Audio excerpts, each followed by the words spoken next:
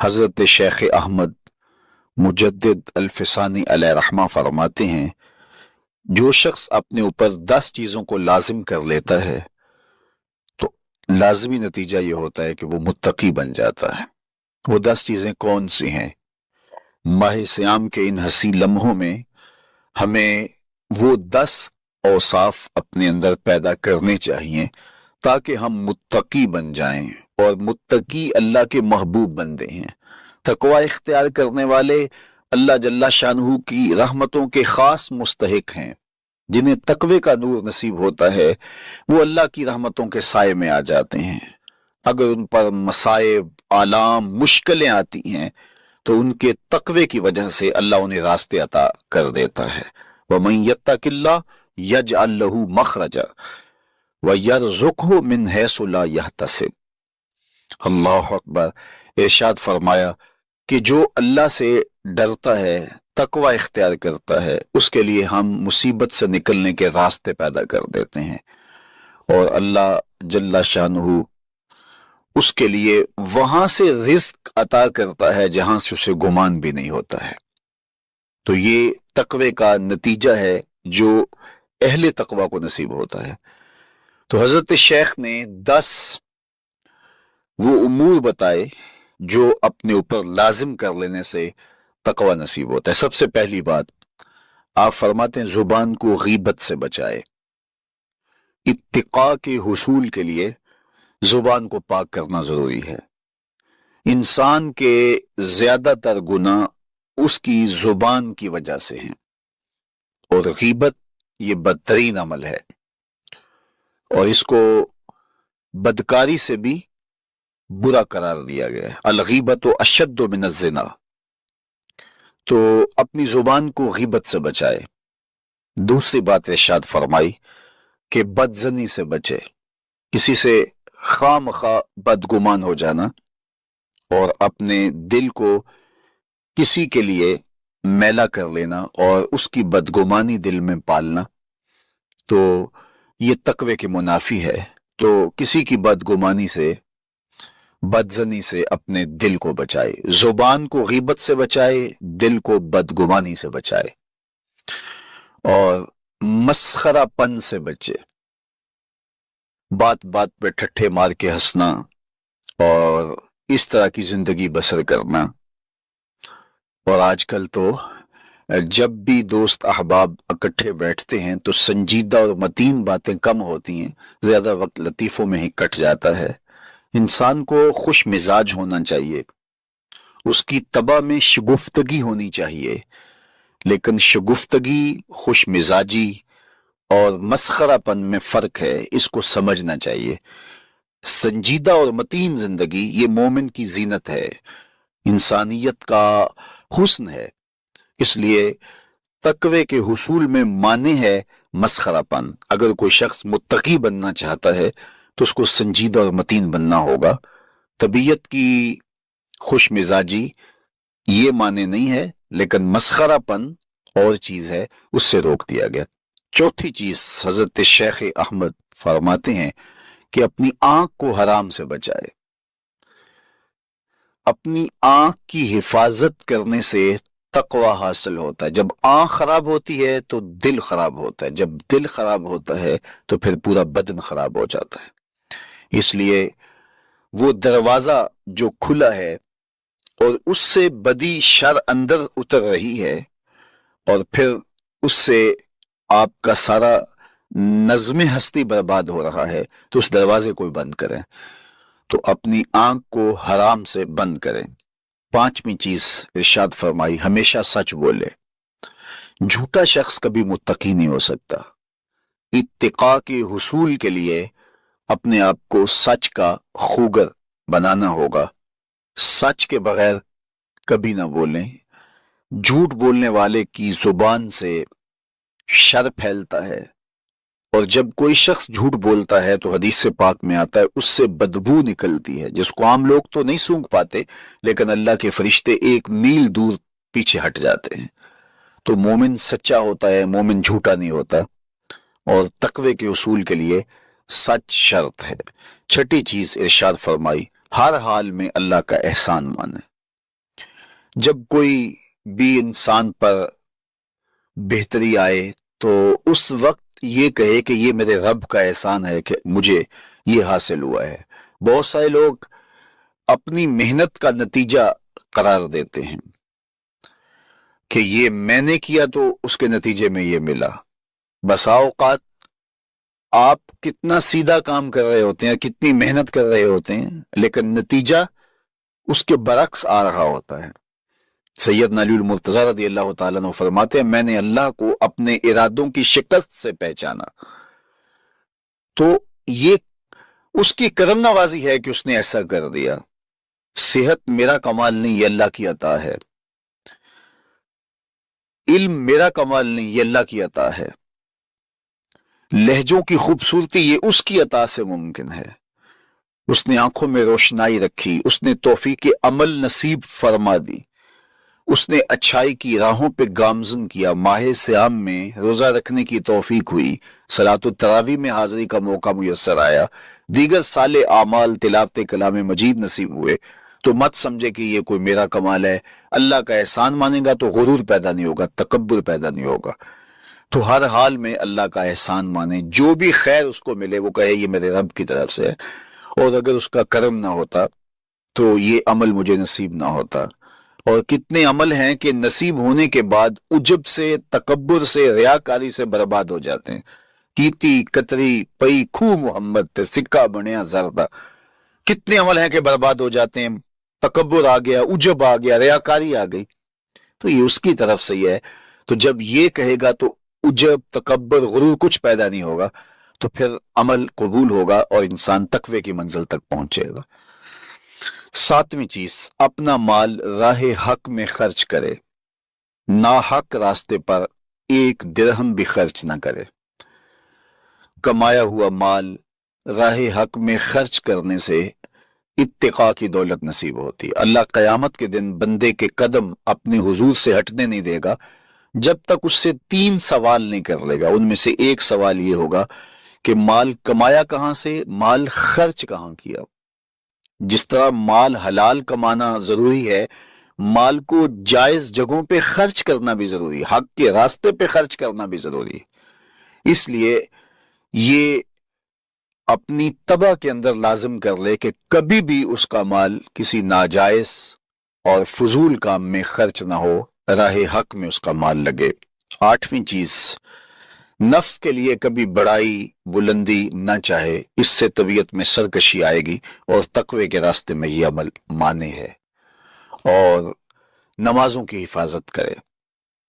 نمازوں کی اگر حفاظت نہیں کرتا تو باقی سارے عمل اس کے پاس ہیں، تو وہ متقی کیسے بن سکتا ہے؟ چونکہ یہ تو اسلام کا بنیادی فریضہ ہے جو اہل ایمان پر لازم کیا گیا ہے، جو کسی صورت کے اندر بھی، حتیٰ کہ حالت بیماری کے اندر بھی معافی جس کی نہیں ہے، سفر کے اندر بھی نماز کی معافی نہیں، مختصر کر دی گئی، قصر کر دی گئی، لیکن معافی نہیں دی گئی، حالت جنگ کے اندر بھی اس کی معافی نہیں ہے۔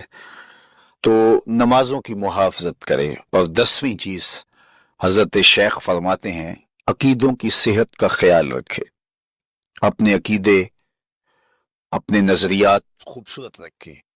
عالی مرتبہ سامعین و ناظرین، السلام علیکم ورحمۃ اللہ وبرکاتہ۔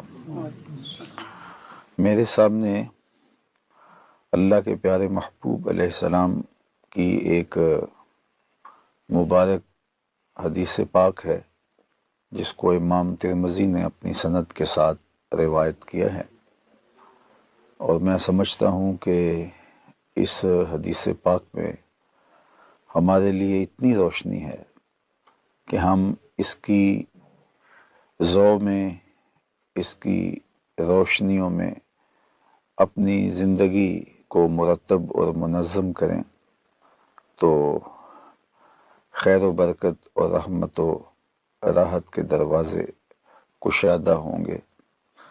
حضرت ابو کبشہ الانماری رضی اللہ تعالی عنہ اس حدیث کے راوی ہیں، کہتے ہیں کہ میں نے اللہ کے رسول صلی اللہ علیہ وآلہ وسلم سے یہ حدیث سنی کہ آپ ارشاد فرماتے تھے ثلاثۃ اقسم علیہن، 3 چیزیں ایسی ہیں جن پر میں اللہ کی قسم کرتا ہوں۔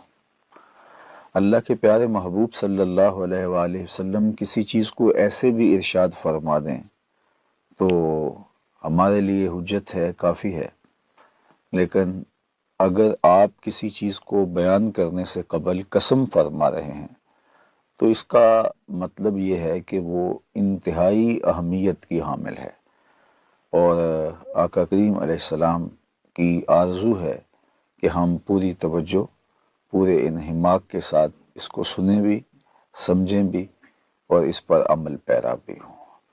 تو فرمایا 3 چیزیں ایسی ہیں، اقسم علیہن، میں ان پر اللہ کی قسم کرتا ہوں، وَأُحَدِّثُكُمْ حَدِيثًا فَاحْفَظُوهُ، اور میں تمہیں کچھ اس کے علاوہ بھی بیان کرتا ہوں، یعنی ایک تو وہ چیزیں ہیں جو حضور نے قسم کر کے ارشاد فرمائی، اور فرمایا اس کے علاوہ بھی ہے، میں تمہیں وہ بیان کرتا ہوں، اور وہ بھی اتنی اہمیت کی حامل ہیں کہ فَاحْفَظُوهُ، تم انہیں یاد کر لو، حفظ کر لو۔ اللہ کے محبوب علیہ السلام نے ہمارے سامنے 7 چیزیں بیان فرمائیں، ان میں سے 3 کو بیان کرنے سے قبل قسم ارشاد کی، اور اس کے بعد جو 4 چیزیں ہیں فرمایا کہ وہ اس قدر اہمیت کی حامل ہیں کہ تم ان کو بھی اچھی طرح یاد کر لو، ضبط کر لو، انہیں محفوظ کر لو۔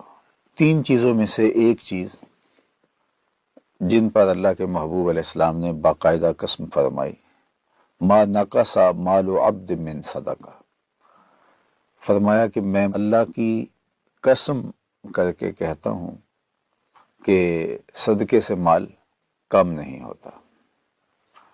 بظاہر لگتا ہے کہ 100 میں سے 10 نکال دیں گے تو باقی 90 بچیں گے، آپ کا کیلکولیٹر بھی آپ کو حساب یہی دیتا ہے کہ اتنے سے اتنے منہا کرو گے تو باقی اتنے رہ جائیں گے، لیکن اگر وہ نکالے جانے والے صدقے کی مد میں نکالے گئے ہیں تو یہ ذہن نشین کر لیجئے کہ مال میں کمی نہیں آتی۔ بظاہر تو عددی اعتبار سے ایسے ہی لگ رہا ہے، لیکن اللہ تعالیٰ اس کے اندر برکت ایسی پیدا فرماتا ہے کہ کمی ہونے کی بجائے اضافہ ہوتا ہے، اور اگر صدقہ کرنے سے مال میں کمی آ جاتی تو اس امت کے سب سے غریب شخص کا نام، سب سے مفلس شخص کا نام ابو بکر صدیق ہوتا، کہ جنہوں نے اپنا سارا مال راہ خدا میں لٹا دیا۔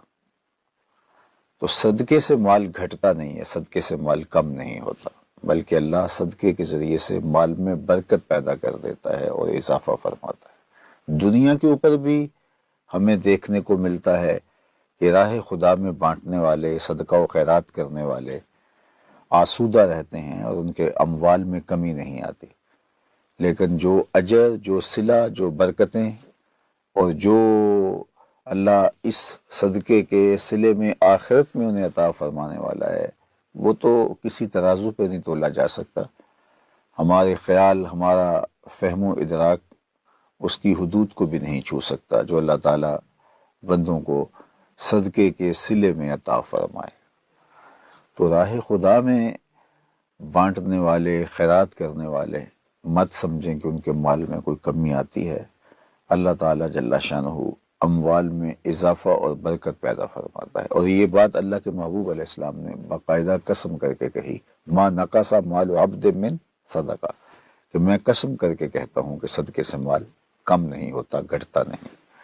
دوسری بات ارشاد فرمایا کہ ولا ظلم عبد مظلمۃ فصبر علیہا الا زادہ اللہ عزا، کہ جب کوئی شخص ظلم کو سہ جاتا ہے اور اس کے مقابلے کے اندر اس طرح کا رد عمل نہیں دیتا تو بظاہر تو ایسا لگتا ہے کہ اس شخص نے کمزوری دکھائی، لیکن امن عامہ میں خرابی پیدا نہ ہو اور ماحول میں تلخیاں نہ آئیں تو بعض اوقات اپنے رشتہ داروں سے، اعزاء و اقربا سے، دوستوں سے ہم بہت ساری چیزیں برداشت کرتے ہیں۔ تو اب لگتا یہ ہے کہ شاید اس نے یہ چیز برداشت کر لی، کسی نے سخت بولا تو گوارا کر لیا، کسی نے زیادتی کی تو گوارا کر لیا، تو یہ تو رسوا ہو گیا۔ اللہ کے محبوب فرماتے ہیں جب بندہ ظلم پر صبر کرتا ہے تو اللہ جل شانہ اس کے بدلے میں اس کو عزت عطا فرماتا ہے، اس کی آبرو میں کمی نہیں آتی بلکہ اللہ اس کی آبرو میں اضافہ فرماتا ہے۔ یہ بات ذہن میں رکھیے گا کہ ذاتی طور پہ جو ہمیں تکالیف پہنچتی ہیں معاشرے کی جانب سے، لوگوں کی جانب سے، اس کو سہ لینا یہ بڑی بات ہوتی ہے۔ بعض اوقات ایسا ہوتا ہے کہ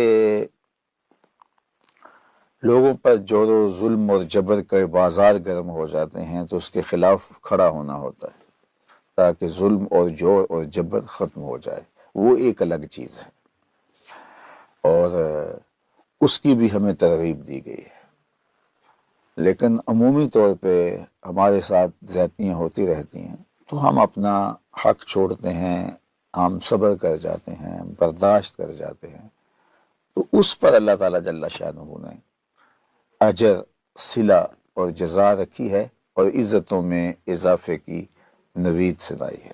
تیسری چیز ارشاد فرمائی وَلَا فَتَحَ عَبْدٌ بَابَ مَسْأَلَةٍ إِلَّا فَتَحَ اللَّهُ عَلَيْهِ بَابَ فَقْرٍ اور کلمةً نحوها۔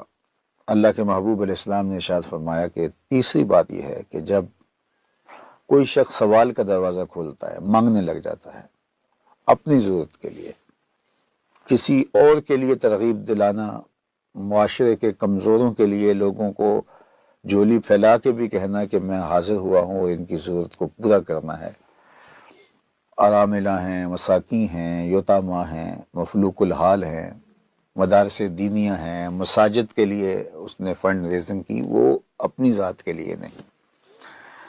یہ جو اپنی ذات کے لیے مانگنا شروع کر دیتا ہے، اللہ جل شانہ اس کے لیے محتاجی کا دروازہ کھول دیتا ہے۔ اور ہم نے دیکھا ہے، آپ نے بھی ملاحظہ کیا ہوگا کہ جو لوگ مانگنا شروع کر دیتے ہیں پھر ساری زندگی مانگتے ہی رہتے ہیں، حتیٰ کہ میں نے دیکھا ہے جو قرض مانگنے کے عادی ہو جاتے ہیں تو وہ بھی پھر مانگتے ہی رہتے ہیں، ان کی ضرورتیں پوری نہیں ہوتی۔